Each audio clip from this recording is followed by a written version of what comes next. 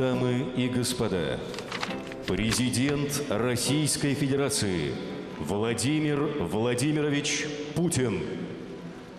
15 қаңтарда көршілес Ресей Федерациясының президенті Владимир Путин конституциялық реформа жасалатынын және үкіметін таратылатынын хабарлады.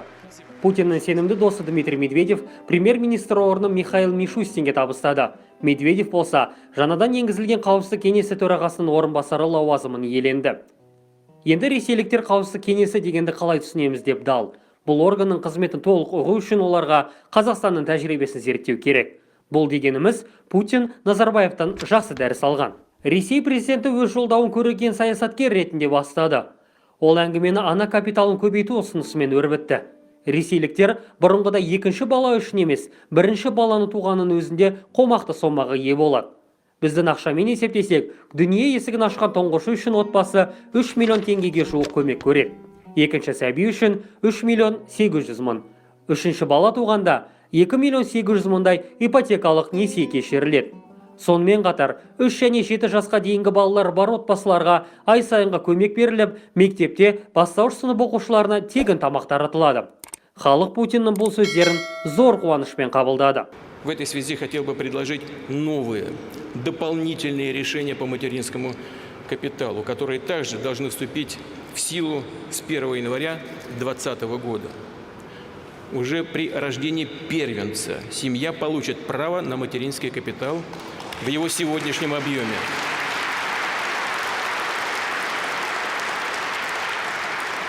После индексации с января 2020 года это 466 617 рублей.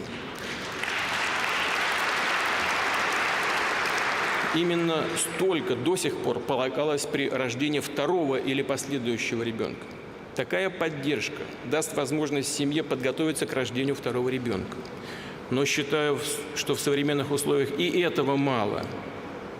С учетом тех демографических вызовов, с которыми сталкивается страна, недостаточно. Можно и нужно сделать больше. Предлагаю увеличить материнский капитал еще на 150 тысяч рублей. Право на эти выплаты. Право на эти дополнительные средства к материнскому капиталу семья получит при рождении уже второго ребенка. Таким образом, общий размер материнского капитала для семьи с 2 детьми составит 616 617 рублей. И в дальнейшем он будет ежегодно индексироваться. Позитивті толқында Ресей басы өзінің инициативаларында енгізіп алды. 4 жылдан кейін солтүстік көршілеріміз жаңа президентті сайлайды. Путин сайлауға заң бойынша қатыса алмайды. Бірақ ол билікті 2024 жылда оңай бере салады дегенге сену қиын. Ескі әдетінше саясаткер болашағын алдын ала түзеп алмақ.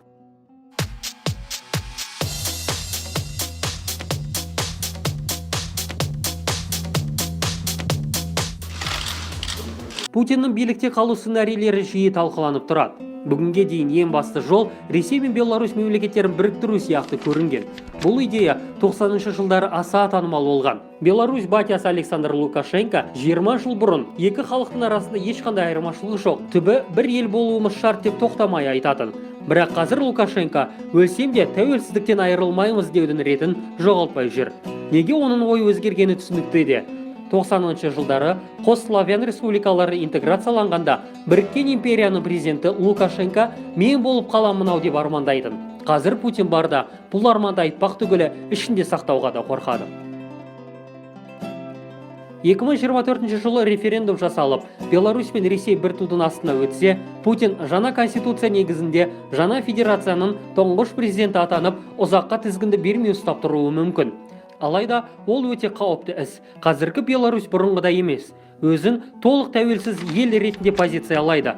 Қанша жерден орыспен қаны бір десек те, олар өзге елдің қол астына даусыз кіре салмас. Ал дау санкциялармен сандалған Ресейге тіпті қажетсіз. Нәтижесінде Путин тұңғыш президент идеясын шетке қыстырып, екінші нұрлы жолмен жүруді місе тұтты. Өз жолдауында Путин президенттің функцияларын шектеуді ұсынды. Енді мемлекеттік дума премьер-министр мен үкімет мүшелерін өзі сайлайды. Президент бұл іске араласпайды. Сонымен қатар қауіпсіздік кеңесінің қауқары күшеймек. Болашақта қауіпсіздік кеңесінің төрағасы мемлекет басқаратындай күшке ие болмақ. Ресейде бүгінге дейін президент қатарынан 2 реттен көп сайлана алмайтын Путин 2008 жылы сайлауға түсу мүмкіндігінен ада қалып, таққа Медведев отырған. Жаңа заң бойынша қатарынан деген сөз алынып тасталып, ешқандай президент 2 реттен көп сайлана алмайды. Яғни Путин болашақта қайта президент атанбайды. Премьер-министрмен тізгін алмасу мұнымен тоқтады. Знаю также, что в нашем обществе обсуждается конституционное положение о том, что одно и то же лицо не должно занимать должность президента Российской Федерации более 2 сроков подряд. Не считаю, что этот вопрос принципиальным, но согласен с этим. Сонымен, Путин 2024 жылдан кейін президент болмайды. Оған бұл лауазым тіпті қалаулы көрінбесте, және басқа адам президент атану үшін көптеген критерийлерге сай келуі қажет.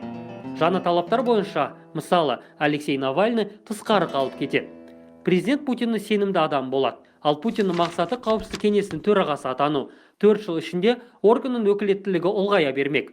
Қауіпсіздік кеңесі қызметі жайлы қазақтарға түсіндіріп отырудың керегі шамалы. Өзіміз де жақсы білеміз. Ал орыстарға жақсы консультация қазір артық етпес. Не жаңалық парақшасына жазылуды ұмытпаңыздар. 24 сағат бойы басты ақпарат біздің назарымызда.